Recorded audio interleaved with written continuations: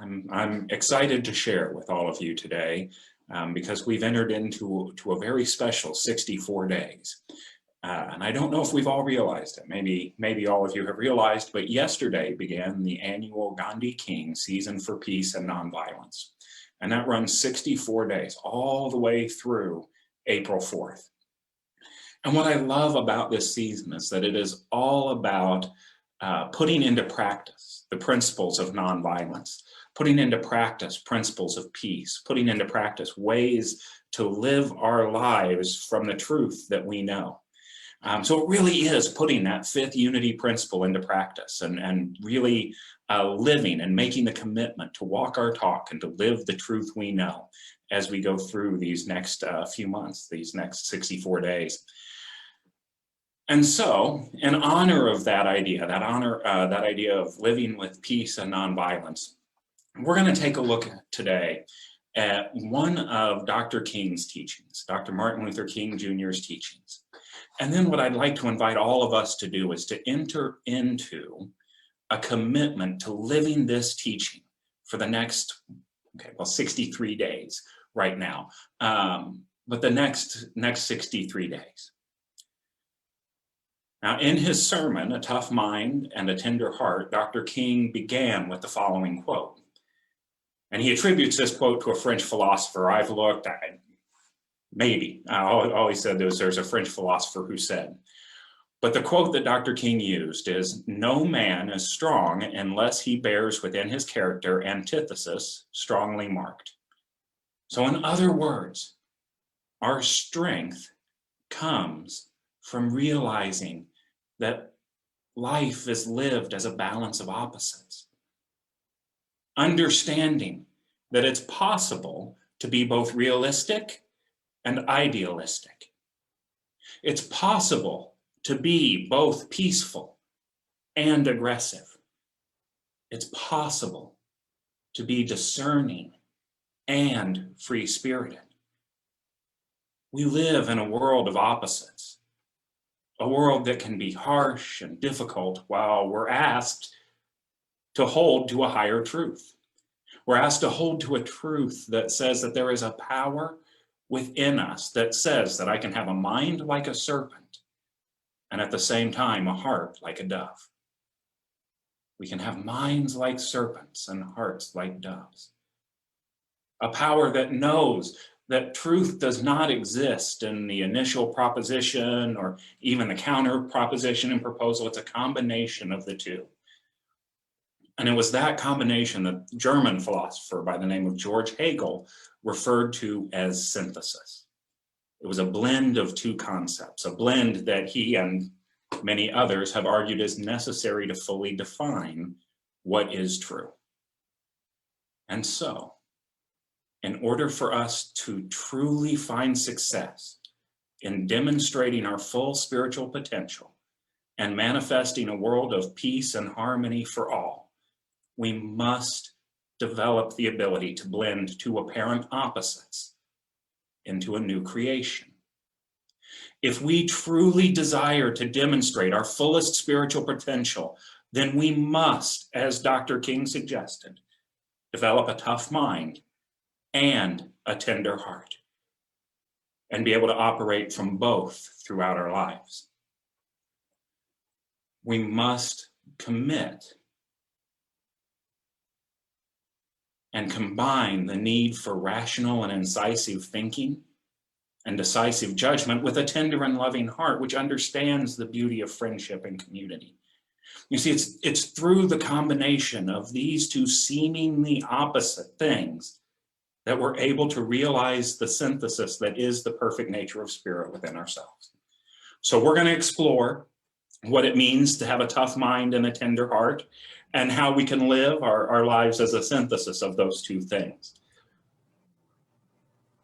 Before we can create the synthesis, though, we have to first understand what you're trying to synthesize. So let's explore first what it means to have a tough mind, and how developing that tough mind helps us develop our divine nature. Dr. King defined a tough mind as being sharp and penetrating. He said that it had the ability to break through the crust of legend and myth and to sift those things away that were true from that which was false. The tough-minded individual is astute and discerning.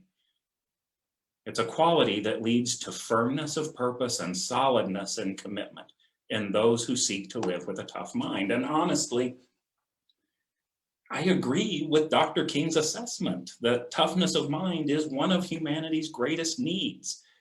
Am I the only one that thinks that we could all stand to be engaged in some good, solid, hard thinking right now?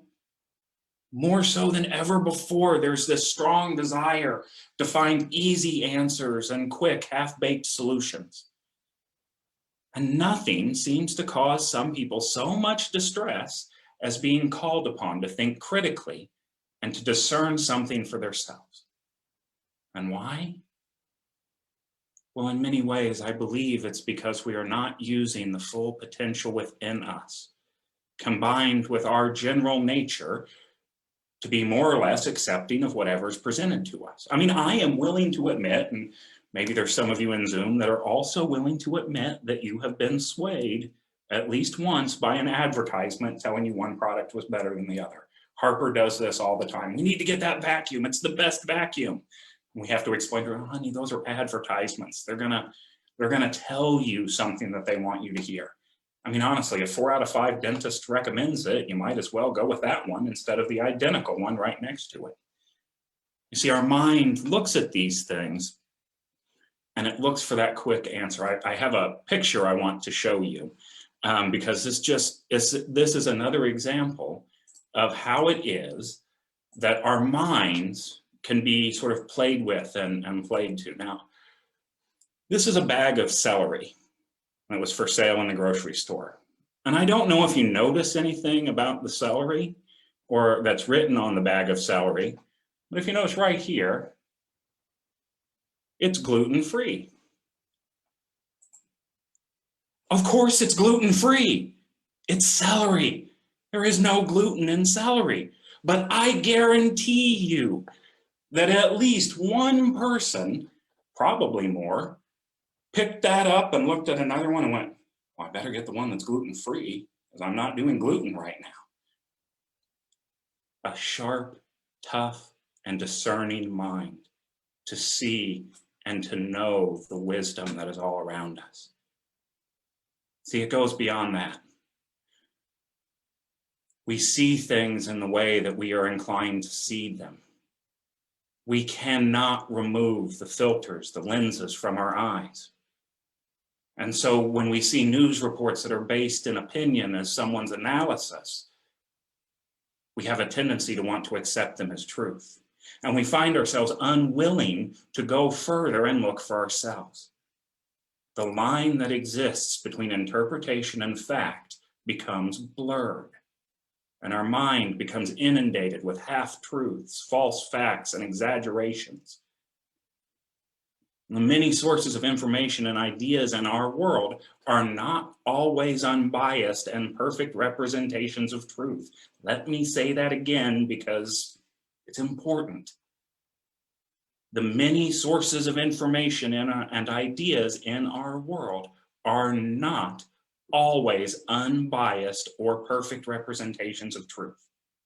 Print and broadcast news reports, even the things you hear spoken from this platform in this Zoom room, must always be checked against a critical and rational mind. A mind that is capable of discerning what is true from what is shaded by the opinion of the speaker or the author. We seek to develop a tough mind that connects with our quality of divine wisdom within us. That quality that checks everything it hears and perceives against the all-knowing spiritual nature within itself. Unity's co-founder, Charles Fillmore, likened wisdom to the voice of God speaking to us from within. The development of a toughened mind is fully dependent upon our commitment and willingness to listen to that voice. that voice that belongs to that presence we acknowledge as all-knowing. And so because of this, we toughen our minds, we listen more and more to the wisdom of spirit. And when we hear a new idea or a new proposal, we no longer accept or answer on the spot, but instead, we take the opportunity to turn within and check what is offered and what we hear against the wisdom of spirit within ourselves before we answer or accept it as truth. We cease to be sheep who follow blindly and instead listen and learn to trust the discerning spirit of God within ourselves and to make our choice based on the wisdom we find there. But toughening our mind alone is not enough, because remember, life is about finding balance between two extremes. In this case, a tough mind and a tender heart. You see, a tough mind, untampered by tender-heartedness, leads to being cold and detached. Charles Fillmore believed that love was the greatest harmonizing principle known to humanity. He believed, as Dr. King did, that love has the power to heal where other methods fail, that love binds us together as human beings. And so what could be more tragic than to rise to the highest levels of tough-mindedness and yet fail to develop the faculty of love so that our heart remains hardened to the world around us? See, the sad truth is that a hard-hearted individual never loves. They miss out on the best of what life has to experience and offer because they only see the world through a judgmental, discerning viewpoint that is bred through wisdom unchecked by love. Judgments unchecked by love lead to the development of a dangerous trait that is found in the hard-hearted the world over. It's a trait that refuses to see people as people. It sees them instead as cogs in a wheel or as a means to an end. A toughened mind, unchecked by divine love, can be a dangerous thing for sure, because it refuses to see the importance of relationships. But don't be mistaken, because love, unchecked by wisdom, can be just as dangerous. Love, unchecked by wisdom, causes us to fall into trap after trap, losing ourselves in the process as we act carelessly and without any sort of forethought in the name of love. That's why our master teacher in Matthew 10:16, our master teacher Jesus, teaches his disciples that they must become as wise as serpents and at the same time as innocent as doves. We must bring together tough-mindedness and tender-heartedness in a synthesis that leads to the full unfolding of consciousness that is within us in every moment. Understanding that at all moments, we have both the divine justice of spirit and the divine love of spirit within us.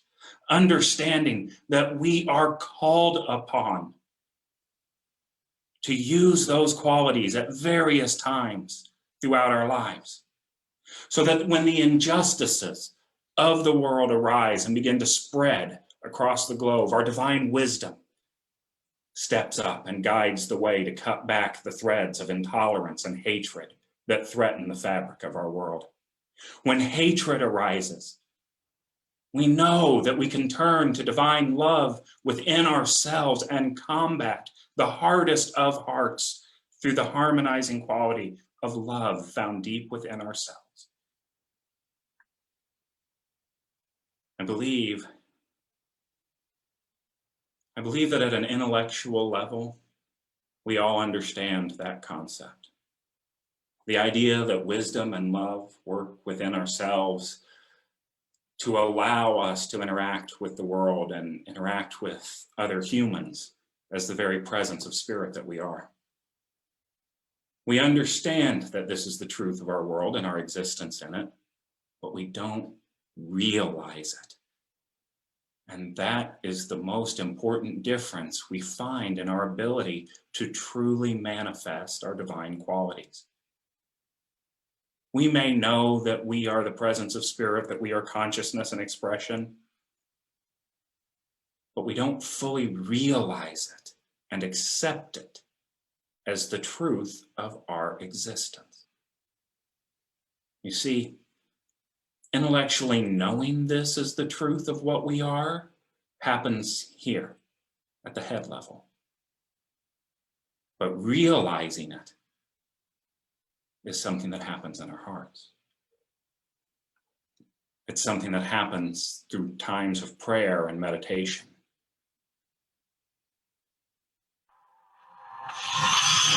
And so, we're going to move just into a prayer time, just a brief prayer time now. A time for us all in this conscious community together to affirm our wisdom, to affirm our divine love. To know that as we take the opportunity to realize it within, to realize the depth of wisdom and love that are already present within you, that as we realize that, then we can begin to express it into our world. And so let's just move into a brief prayer time here together right now. Centering ourselves in this moment. We release, we let go of outer distractions. We take the journey from our head down to our heart and to the presence of spirit and light and love that we find there.